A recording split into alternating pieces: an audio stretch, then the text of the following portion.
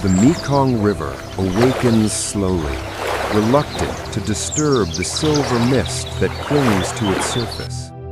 In the pale light of dawn, its waters shimmer like molten bronze, winding their way through valleys carved over millennia. Here, in the heart of Southeast Asia, the river is more than a body of water. It is a lifeline, a storyteller, a witness to centuries of change. Along its banks, the land breathes with history. Bamboo groves sway gently in the morning breeze, their leaves whispering secrets of kingdoms long gone. Fishermen push their slender boats into the current just as their ancestors did hundreds of years ago, casting nets in a ritual as old as the river itself. This is Laos, a landlocked country, yet one whose soul is shaped by water. Its story is not written in the pages of a single book, but in the rhythm of the seasons, the rise and fall of dynasties, and the resilience of its people.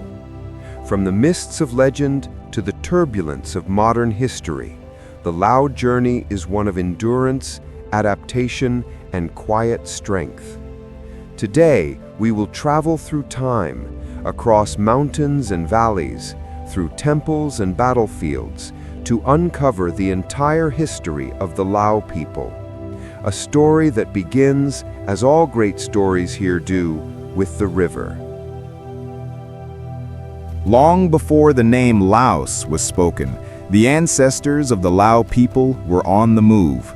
They were Thai-speaking peoples from the valleys of southern China, carrying with them rice seeds, bronze tools, and the stories of their forebears. They followed the rivers, always the rivers, for they knew that water meant life.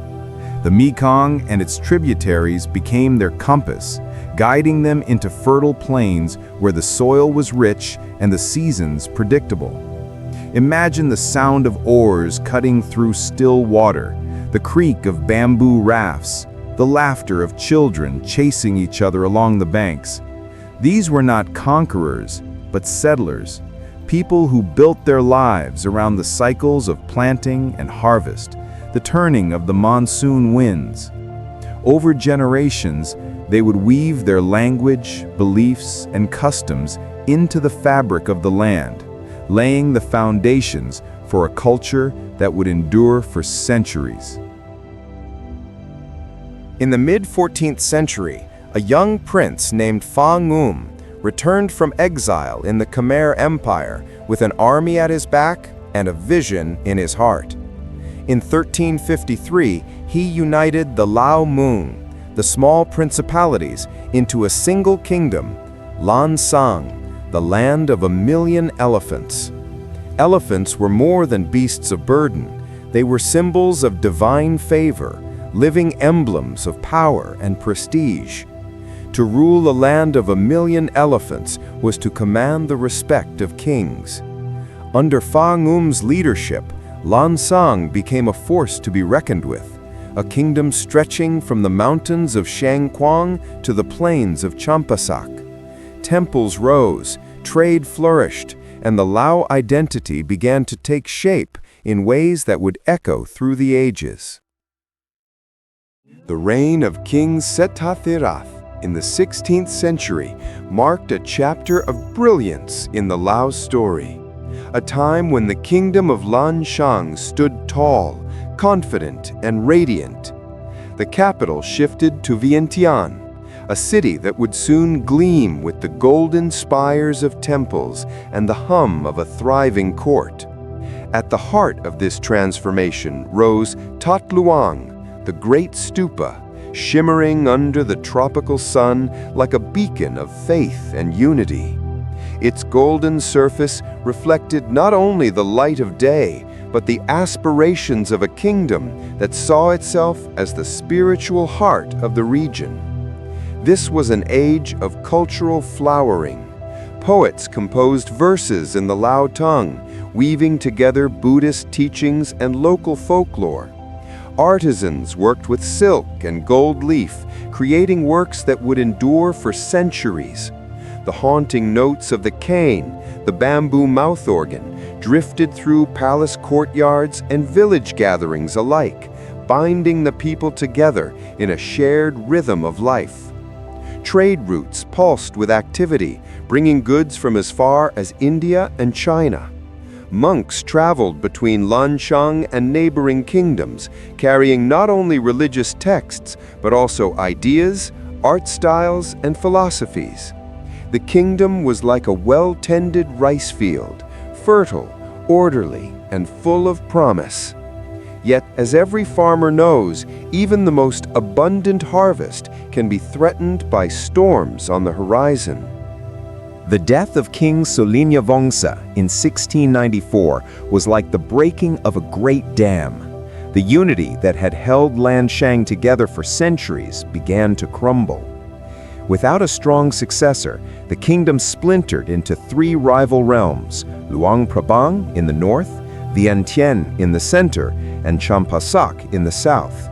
Each court sought to outshine the others, building temples, forging alliances, and competing for influence. But this rivalry came at a cost. Divided, the Lao became vulnerable to the ambitions of their neighbors. Siamese armies pressed from the west, Vietnamese influence crept from the east, and the once mighty land of 1,000,000 elephants found itself caught between larger, hungrier powers. The Mekong still flowed as it always had, but the current of history was turning against the Lao.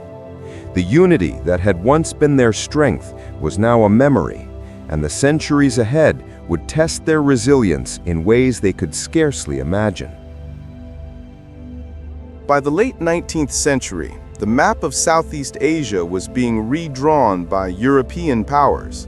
For Laos, the arrival of the French marked the beginning of a new chapter, one written in the language of colonialism. Folded into French Indochina, Laos became a quiet outpost in a vast empire. The French built roads, schools, and administrative offices, but these were designed to serve colonial interests, not local needs. Taxes were collected, resources extracted, and decisions made in faraway Hanoi or Paris. For the Lao, it was like being a guest in their own home while someone else rearranged the furniture and kept the keys. Yet even in this shadow, Lao culture endured. In the early morning, monks still walked barefoot through the streets to collect alms. In village courtyards, women still wove silk in patterns passed down through generations. The rhythm of life continued, quietly defiant, as it had through so many changes before. The Second World War brought new upheaval. Japanese forces occupied Laos, and for a brief moment in 1945, the Lao Isara, the Free Lao movement, declared independence. But the French returned, determined to reclaim their colony, and the struggle for true sovereignty began in earnest. The years that followed were marked by political maneuvering, armed resistance, and the slow erosion of colonial control. Finally, in 1953, Laos was recognized as an independent kingdom. The tricolor flag of France was lowered, and the Lao flag rose in its place. But independence came at a time when the world was dividing into two camps, East and West, and Laos would soon find itself caught in the crossfire of a much larger conflict. The Vietnam War did not stop at the borders of Laos. Instead, it spilled over, turning the country into a hidden battlefield in what became known as the Secret War. The CIA trained Hung fighters in the mountains, while the Pathet Lao, backed by North Vietnam, fought to take control of the country. From 1964 to 1973, more bombs were dropped on Laos than on all of Europe during World War II, making it the most heavily bombed country per capita in history. Villages vanished under fire, families fled into the forests, and the scars of that war remain in the form of unexploded ordnance scattered across the countryside. For many Lao, survival meant constant movement, hiding by day, traveling by night, and clinging to the hope that peace would one day return. In 1975, the Pathet Lao marched into Vientiane, and the Lao People's Democratic Republic was proclaimed. The monarchy was abolished, and the country embraced socialism, aligning itself with the communist bloc. The early years were marked by isolation, economic hardship, and the challenge of rebuilding a nation scarred by decades of war. But slowly, reforms began to open the door to the outside world. Markets revived, foreign investment trickled in, and infrastructure projects began to reshape the landscape.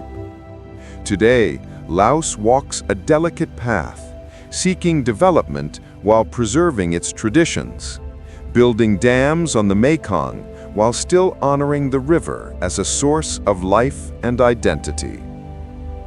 The history of the Lao is not just a tale of kings and battles.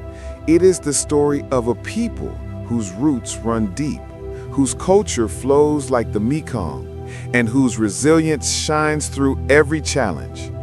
History here is not a straight line, but a river, winding, sometimes turbulent, always moving forward. And as the sun sets over the mountains, casting its golden light across the water, the Lao continue their journey, carrying the past with them into the future. The river flows on, as it always has, whispering to those who listen, the story is not over.